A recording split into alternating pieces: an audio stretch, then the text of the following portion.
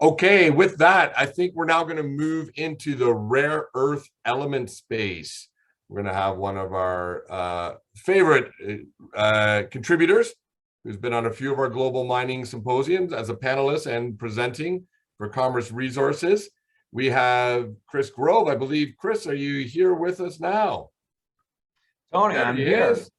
Great. Always great to see you. How are you doing today, Chris? You're doing just fine. Great to see you, Tony. Looking lean and mean. Look at that COVID fitness regime you're obviously on, doing weight training, a lot of cardio. Looks good. The master of irony, Chris Grove. Yeah. I'm doing a lot of weight training with my submarine sandwiches. You know, that's the Italian diet and no exercise during COVID. I don't know if my doctor's too happy with that combination, but anyway, I'm jolly, Chris. I'm jolly. That's what matters. Listen, Chris, let me introduce you, and then we'll jump in a little bit to the overall market. Some interesting developments with Cheetah up in Northwest Territories. Want to get your take on that, and then we'll do a deeper dive on what's going on with commerce. So let me introduce Chris so everyone can get to know him. Chris has served as president of Commerce since 2014.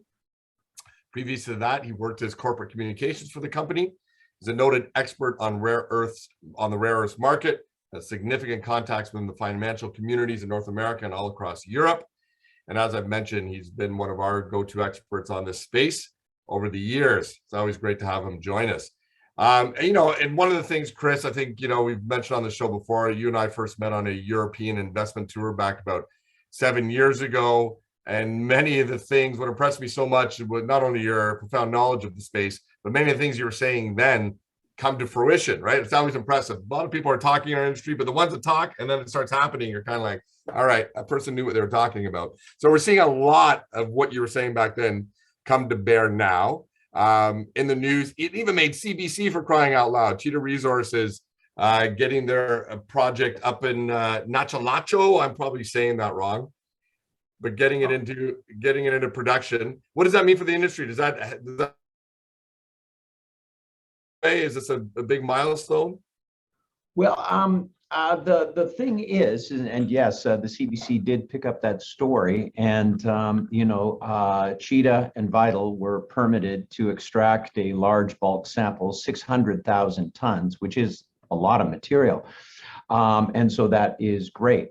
Ultimately, as an Australian company with a project in Canada, there are still a few steps they need to go through. So on the macros, one of the best analysts on the rare earth elements is Adamus Intelligence, really good guy. I hope you know him, Ryan Castieu. Based out of Sudbury, and he and other analysts have suggested that the world needs 4 or 5 new producers of the size of what Linus or MP Materials right now is producing, which is around 40 to 50,000 tons per annum by the end of this decade. So the current situation is globally a significantly increased demand against major issues on the supply side. So the market basically will absorb whatever is brought to market. Very good, very good. And what are we seeing here on this whole dynamic? Obviously, the Chinese dominating the market so much. I mean, with geopolitical tensions where they are, I mean, this is one of the things you flagged many years ago. Give us an update on that whole dynamic, on how the Western world is the Western world reacting with as much urgency as they need to? Have they finally got the message? Give us the breakdown there. Well, I was very happy to see the amount of capital directed towards critical minerals advancement in the most recent federal budget, which is about $3.5 billion in total. Synchronistically, I was in Montreal 2 weeks ago, meetings with one of our shareholders in Destismont, Quebec, and meeting with the new mining analyst at La Caisse de Depot, which is great to have La Caisse back looking at resources, which they hadn't been looking at for about a decade. But, they took a good decade out of resources, being, like 2011 to 2021. That was a terribly difficult decade for resources.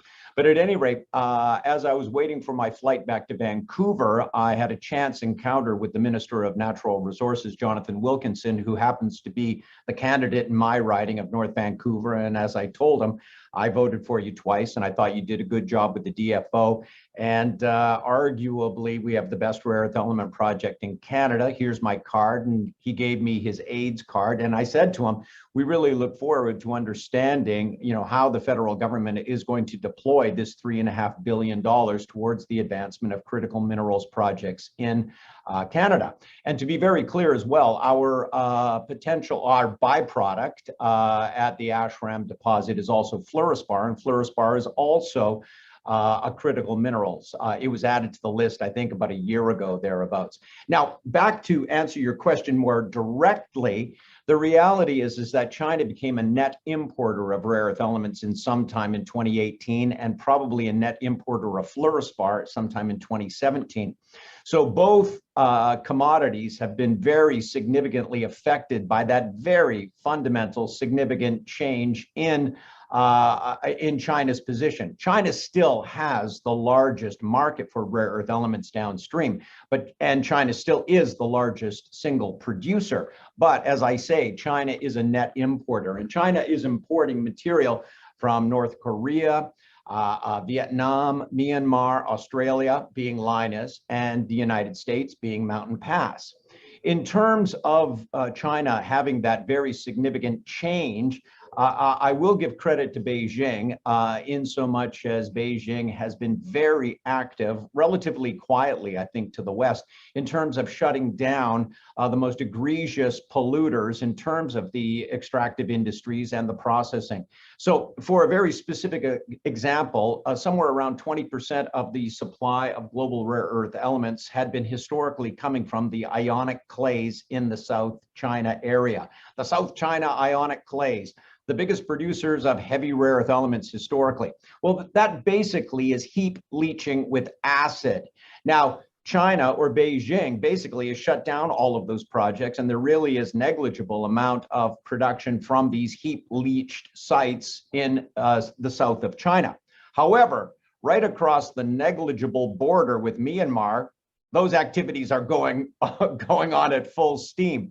And so China may not be the best global citizen because they're buying much more acid heap leached rare earth elements from Myanmar across what is a negligible border.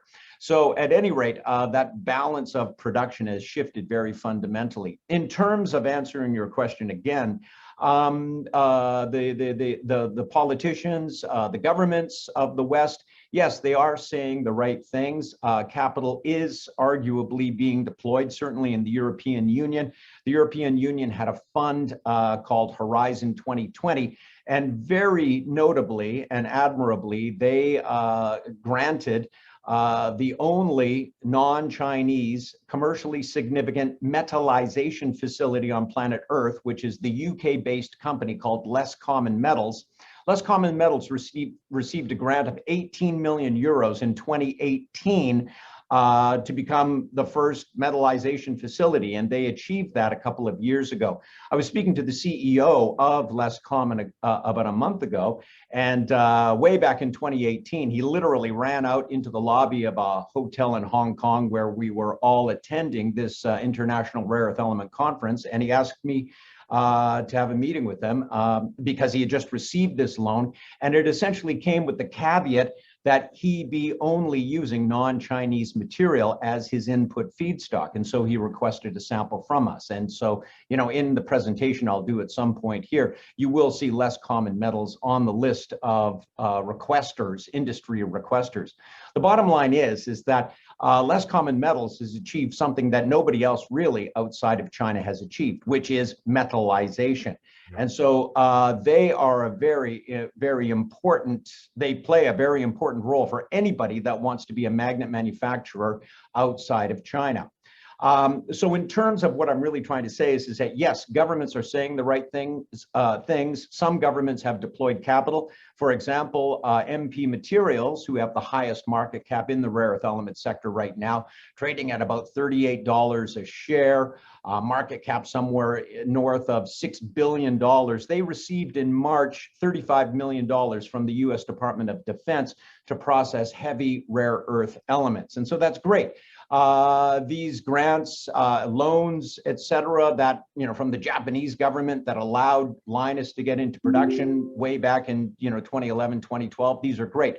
But I would say, generally speaking, the industry is really more focused, or has been much more active than I think a lot of people understand. And so that's what I want to say. The people who want to make products based upon rare earth elements or rare earth element magnets, those people arguably know each other very well. We've had sample requests from over 24 international majors, all who want to reduce or completely eliminate their dependency on China for supplies of rare earth elements. So I am very much looking forward to the next quarter, the next couple of years, as we continue to advance our project in Nunavik in northern Quebec. Excellent. Well, we're gonna very soon get into that. On these, so really interesting points about less common metals and that metallization facility. Is there any other currently ones outside of government speak? We all know they speak well, but is there any other capital committed to developing a downstream facility in the Western world, i.e. Europe, North America? Well, right now, there's also a new group out of the European Union called the European Raw Materials Alliance. And for now on, let's just call them by their acronym IRMA. And IRMA has something like a gargantuan amount of money. I could be wrong, but it's, I think, $200 billion or something put forward. And I wish I remembered more about it, but I do remember clearly going through the exercise of filling out all the forms to be an applicant to IRMA, to then be told after about a week of work that IRMA can't invest directly into a Canadian company. And so that was a bit of a cold shower there. However, if, say, Commerce Resources wanted to partner with someone in the European Union, which arguably is not less common, as attractive as they would be, because of course they're in Britain, that would be very attractive. To be very clear, the Calgary-based company Macango, I believe, is working on with a Polish company to build a rare earth element processing facility in Poland. People may want to check on that, but I believe that's the case right now. In Canada, in the United States, there have been grants made. And certainly in terms of the federal government, something that probably most people don't know is that the federal government has been financing a rare earth element optimization program run by under the aegis of Natural Resources Canada, NRCan, operated by CanMet Mining. And we have been a very significant beneficiary of this program for the last 3 years. And it received a much increased budget back in September of last year, before the federal election, of $58 million in total. And again, we will be a significant beneficiary of this optimization program. Let me be very clear, even with a project like the Ashram, which arguably has the most attractive of the most standard commercialized fundamentals for rare earth elements, still, there is so many opportunities for optimization. And so to be really clear, we benefit from this ongoing federally funded work, and also the provincially funded work financed by Quebec. Yeah, well, it's a great province to be working in. We're going to be make sure after your presentation you stick around, because our thought leadership panel discussion to end off the day is squarely focused on Quebec. And well, we'll get your opinions at the end as well on what it's like doing business there. So let's focus more on commerce now. You have one of the largest rare earth fluorspar deposits of its kind in the world. You have the stated ambitious goal of becoming one of the lowest cost rare earth producers again in the world. So let's see what you got here, Chris. Are you ready to present and to edify us a little bit more on what's going on there? I am, and let me know if you can see that, Tony. We can Uh, indeed. Looking good. I'm going to go to full screen if I can figure that out. Hang on. Oh, there we go. Okay. Thank you very much, Tony. It's a pleasure to present to you today and all of the listeners here on the Northern Miner. Tony and the Northern Miner, let me just say, do a great job. They really understand the industry. It was a super pleasure to meet Tony on our Zim2 Capital bus tour, European bus tour, 6 or 7 years ago. I can't remember, hitting, I believe, Frankfurt, Munich, Zurich, and Geneva. And it's just a pleasure to be here today. And I'm very happy to present to you the Ashram rare earth element and fluorspar deposit in Quebec, Canada. Ultimately, we're happy to see a little increase of the share price recently. And we did see this recent high back at the beginning of April, following arguably what was an extremely significant news release for us, and I'll get to that shortly. Zim2 Capital is the company that created Commerce Resources as an IPO in August 2001. I've been a shareholder since 1999. And after the company went public, the share price doubled very quickly, more than doubled, and then 9/11 happened. So we went into the dark days for about 5 years, and then I started working here in 2004. The government of Quebec, through a direct investment from Investissement Quebec, is a shareholder, as is EDE Asset Management out of Toronto, led by one of the most knowledgeable fund managers in Canada on rare earth elements, Chi Guo. Anyways, moving ahead, this is some of the board. And in terms of our Smith team over here on the right-hand side, Darren Smith is our project manager, and his wife, Mireille Smith, is our social and environmental sustainability manager. We have always applied the highest and best corporate practices in terms of the environment and social issues. And for this, we were awarded actually by the Quebec Mining Association, the E3 Plus Award back in 2015, due to the very good work done by Mireille and Darren. There, look at that handsome man, Nikola Tesla. Look at that mustache. As he said about 100 years ago, 1,000 years hence, the telephone and the motion picture camera may be obsolete, but the principle of the rotating magnetic field will remain a vital living thing for all time to come. At one of the many rare earth element conferences we've been to, there was a great video by somebody from Stanley Black & Decker, and they were showing a cross-section view of an electric motor. Could have been an electric motor for an electric chainsaw, which I own, a weed whacker, whatever, a leaf blower. And ultimately, it is a little bit of electric charge then initiating this momentum of these rare earth element magnets chasing each other, which is absolutely amazing. And if you go to the washroom and you're drying your hands with a Dyson air dryer, you will understand that power that rare earth element magnets chasing each other have. As I said earlier to Tony, we're very interested to find out how the federal government is going to be deploying this $3.5 billion for critical minerals projects. And of course, we're very happy that Fluorspar also got added onto that list. We also have some very high-grade niobium proximal to the Ashram deposit in Quebec. And we also have a significant defined resource of tantalum and niobium here in British Columbia. And all of those commodities, everything I just mentioned, is on the Canadian critical minerals list. This chart here from early in this year, showing the just exponential growth of sales of electric vehicles, is, I hope, very compelling. Basically, as the world transitions to a lower dependency on fossil fuels, although you can't really see that now, what with the share price of Suncor and the price of gas at the pumps, but this is a very significant narrative that the world is currently engaged in. Ultimately, as I said earlier, the global demand for rare earth elements has more than doubled in the last 10 years. And in the last 20 years, there's only one new producer, which is Lynas out of Australia. And they received a loan that now totals $400 million from the Japanese.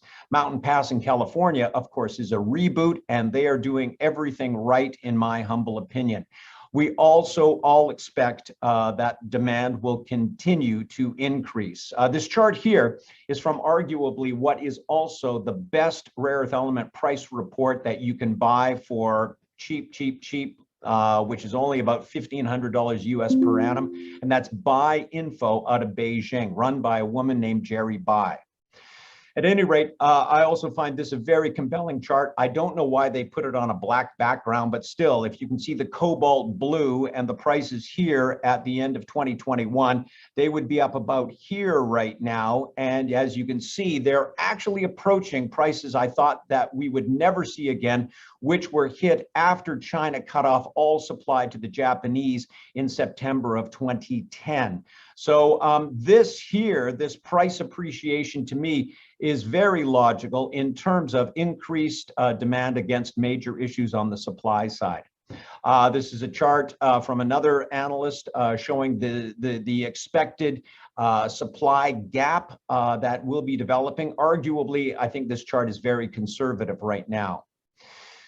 Very quickly, to go over a few facts about rare earth elements. Rare earth element mining is not intrinsically more harmful to the environment than mining any other commodity. There are some very, very lazy journalists out there who have made this point, and they are basing that opinion on historical and accurate, but historical extractive and processing methods that were operated, especially in China, and which are still operated in Myanmar, as I did say. But there's no way that kind of operation would ever get permitted in North America. And in fact, the Canadian National Instrument 43101 is the most stringent and the most demanding mining legislation on the planet. We have such strict criteria for water and soil quality. And for the Ashram project, the environmental baseline data collection is well underway. And in general, rare earth element mines are not iron ore mines. Rare earth element mines are generally smaller, higher value, with smaller tailings facilities. In terms of the current horrible war that is going on, yes, ultimately this is a major hit, real and perceived to everyone's psyche in terms of the importance of securing your supply lines. Russia produces less than 10% of the global supplies of rare earth elements, but basically all of that production goes to the Canadian company Neo Performance Materials from the company called Solikamsk. So arguably, new sources of feedstock are required. As we like to say, as my wife says, who drives electric vehicles? Rare earth elements drive electric vehicles. Ultimately, in the rare earth element sector, as we like to say, all roads lead to monazite. Monazite is the industry preferred mineral to extract rare earth elements from commercially due to its high neodymium and praseodymium content compared to other commercialized and processed ores being bastnasite and xenotime. Finally, as we like to say, all roads lead to the Ashram rare earth element fluorspar deposit, which is the largest monazite dominant defined resource of rare earth elements in North America, and actually the largest monazite dominant defined resource of rare earth elements hosted in a carbonatite on planet Earth. I'll let that sink in for a second. There is a larger deposit in Africa, but it is actually in a laterite. Yes, Rocky Balboa at the top of the Philadelphia Library, I believe, stairs. And the reason this slide is here is because of this production of a commercially marketable mixed rare earth carbonate, which we originally produced a very small sample of in March. And then we produced 55 more grams of this material in April. And currently we are working on producing 2.5 kilos of this material at our pilot plant at Hazen Research in Golden, Colorado for delivery to industry third-party requests. The Ashram is in Nunavik, and Nunavik is under the James Bay Northern Quebec Agreement and the Northeastern Quebec Agreement. And these two agreements are the most streamlined mechanisms, arguably, for the advancement of a mineral project in North America. So Quebec, which is often on the Fraser's list as one of the top mining jurisdictions in the world, arguably, I would suggest that Nunavik is even better than the rest of Quebec. We're very happy, as I mentioned earlier, to have the government of Quebec as a shareholder through a direct investment in 2017.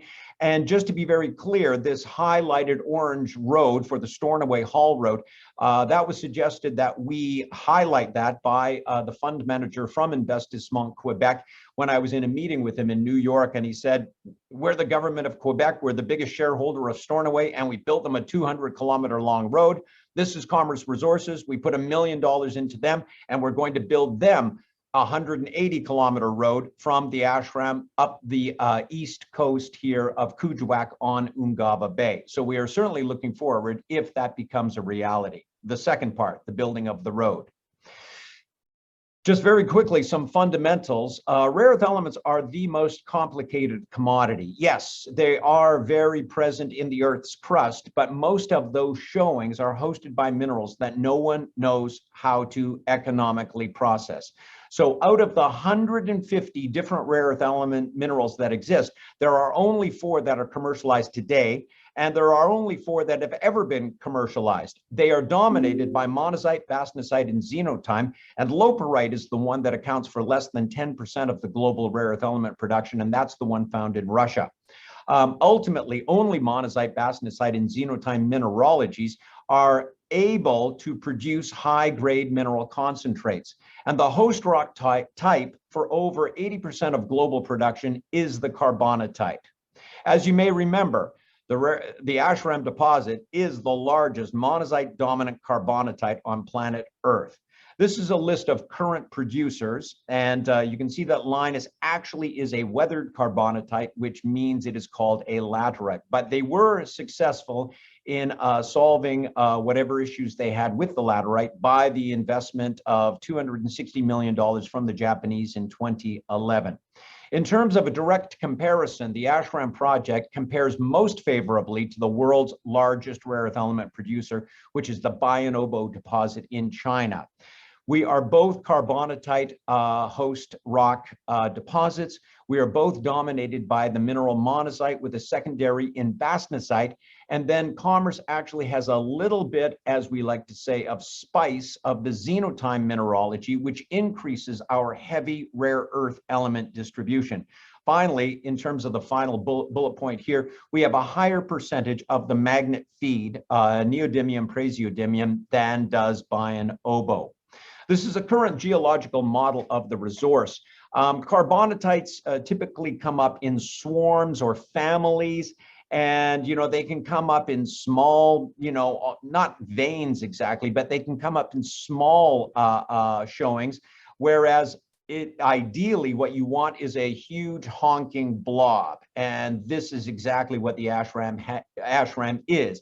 It is a huge honking blob, which has a slight difference in distribution between the A zone and the B zone. And the A zone has a slight increase of that magnet feed material. The current resources is just a hair under 250 million tons in total, being a measured resource at 1.6 million tons, indicated resource at 28 million tons, and an inferred resource at 220 million tons.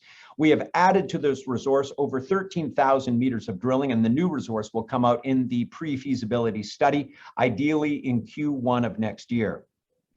As I said earlier, the Ashram has one of the highest percentages of the 4 rare earth elements that are essential to the manufacture of permanent magnets. Here you can see in the A zone, we have 24.7% of these 4 rare earth elements, and ultimately, Bayan obo has 21.9%, Linus has 23.6%, and MP Materials has 16%. This means essentially that more of the rare earth elements that are of the highest value are found at the Ashram. Ultimately, these are the economic metrics from the preliminary economic assessment we calculated pre-tax and released in May of 2012. Yes, the $2.3 billion NPV is pre-tax, and the 44% internal rate of return is pre-tax. Of course, we will be calculating the pre-fees post-tax. Ultimately, this document was completed without any mention of byproducts, and that will be included in the pre-feasibility study. Here's some bullet points of what was included in the PEA, and then a list of some of the optimizations we've achieved in the last 10 years for the pre-feas. And certainly one of the most notable things is our ability to produce better than 40% concentrates, and also the addition of the fluorspar byproduct, which will be added. Ultimately, in terms of the prices that we used in the PEA in 2012, we used $59 for praseodymium, $60 for neodymium, $764 for terbium. And now look at the current prices from the Buy Info price deck of this week. So you can see that both Praseo and Neo have better than doubled, and actually terbium is almost at a triple. Ultimately, yes, if you notice that the laggard on this chart is dysprosium, that speaks to another difference in recipe in the last decade, which is a lower percentage amount of dysprosium, and that percentage that dysprosium typically took has been taken up by these other three rare earth elements, and that's why their prices have appreciated so significantly. Ultimately, the Ashram is broken down into the actual mine site, the North Project, and then we will be barging our material, which is our plan, down to a southern location, which is still to be confirmed, determined, and ultimately that's where we will do some hydrometallurgical processing to then take to market at a minimum a rare earth element carbonate concentrate that has the low level of radioactive elements stripped out, so that we can sell it to anyone on planet Earth and ship it to anyone on planet Earth. Ultimately, this is the current flow sheet for the project. I would like to point out at the magnetic separation, wet high intensity magnetic separation, or WHIMS, we would produce a 45 to 50% rare earth element concentrate, and at the same time produce a better than 80% fluorspar concentrate, which is arguably saleable to aluminum smelters such as Rio Tinto or steel producers as a flex in the production of either aluminum or steel. This is where most of our metallurgical work is ongoing. This is part of our pilot plant here. This is Nick Hazen, the president of Hazen Research. They are industry leaders, especially in rare earth elements. We are very pleased with the work that Nick and his crew have been doing for us and continue to do for us. We have a weekly call on Wednesday at 12:30. We had it yesterday, and we're very impressed by the ongoing work of optimization, and we are looking forward to the production of the 2.5 kilos of the 50% rare earth carbonate that then we will ship out to the industry majors who have requested this material.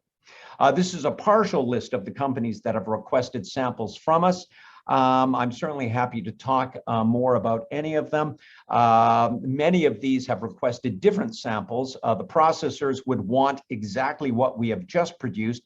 The other companies would be interested potentially in separated oxides, and we are looking at partial separation, especially looking at producing what would be the ideal input feedstock for the only significant commercial metallization facility out of China, which again is less common metals in the UK, and that would be neodymium praseodymium oxide, or NdPr oxide.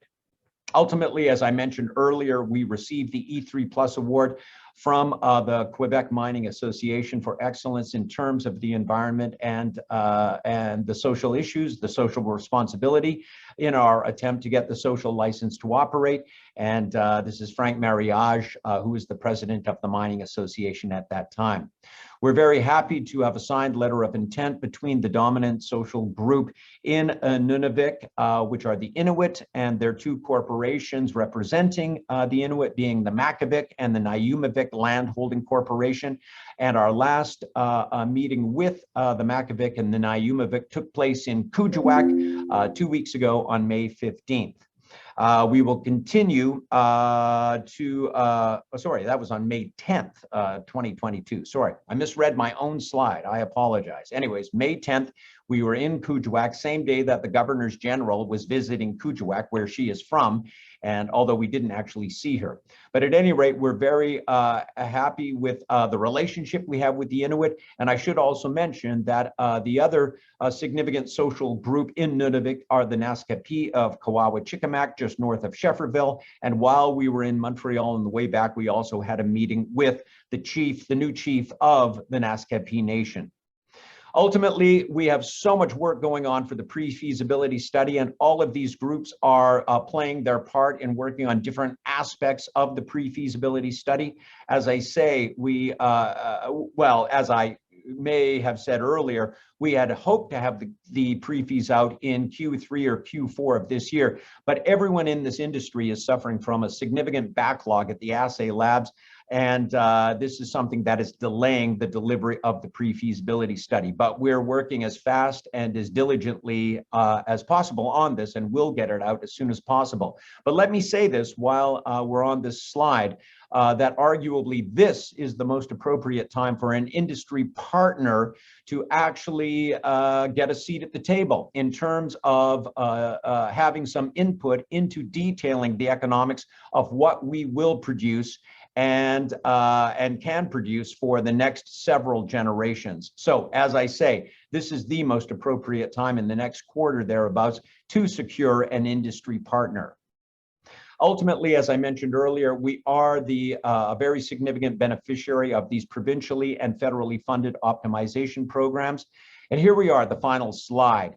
So to sum up, the Ashram rare earth element fluorspar deposit is the most attractive type of the commercially viable rare earth element deposits that are in production today, which is a monazite dominant carbonatite. We have produced high-grade mineral concentrates. We have produced a commercially marketable mixed rare earth carbonate, which has over 21% NdPr, which we can sell or ship to anyone on planet Earth. We're in a great jurisdiction, Nunavut, Quebec. We have a huge resource. At the current production scenario, which we've increased, or we're looking at increasing by 50% to 6,000 tons of extraction per day, which works out to 2.1 million tons per annum. And with a resource of 249 million tons in total collectively, that gives us well over 100 years of potential production. Anyways, we have released a positive preliminary economic assessment a decade ago at much lower input commodity prices, and we are working on the pre-fees as quickly and diligently as possible. Ultimately, thank you, Tony and Laura, for the opportunity to present to you today. Again, it's been a pleasure. Excellent, Chris. Fantastic presentation, as always. The depth of knowledge really shines through. And yeah, this is something to get excited about. What one thing that pops to mind when you showed that very positive price chart, where that we're kind of getting back into this upswing here, and that demand is really strong. An issue that always comes up in this industry when we see strong prices, what about substitution? Is there substitutes that could come in if prices get too high? Well, you know, that is a consideration, no question about it. But, you know, and Konstantin Karyanopoulos, the CEO of Neo Performance Materials, who are also doing all of the right things, in my humble opinion, he is often saying that as kind of a shot across the bow to the rare earth element raw material producers globally. But I would mention that a very significant difference between the rare earth elements and the battery metals is, on the one hand, the battery metal space. Yes, we're currently seeing, you know, a dominance of the lithium ion battery, but ultimately there are so many different designs for the lithium ion battery. And our personal favorite is the Toshiba Sojitz titanium niobium lithium ion battery, which has much more niobium and titanium in it, and also can be recharged completely in 6 minutes, which is amazing. But back to the rare earth elements. When the rare earth element prices went absolutely to the moon after the Senkaku boat incident, then planet Earth went into this hardball R&D drive to find substitutes. And over 6 years, no substitutes for magnet manufacturing were found. So kind of a little bit, I want to say that ship has sailed. In terms of one of the other significant markets for rare earth elements in 2010, that was for phosphors or lighting. And substitutes were found, or at least at the prices rare earth elements were at, they became not important to the production of lights. But in terms of magnets, nobody ever found a decent substitute. Yes, there are other technologies out there that believe they may be able to substitute for rare earth elements at some point in time. But I have seen nothing that is actually commercial that compares with rare earth element permanent magnets at this point. Okay. All right, Chris, we're going to have to leave it there. We are up against the clock. Thank you again for joining us and updating us. It's great to have you. We look forward to seeing you again in the near future. Will you be in Toronto for the PDAC? Can our viewers that are in Toronto meet with you there? I will be there at a minimum virtually. I'm not sure if due to domestic issues that is going to work out, but I certainly look forward to seeing you if I am there. Thank you very much, Tony. Awesome. All right, Chris. You take care. Be well. Thank you. Bye-bye.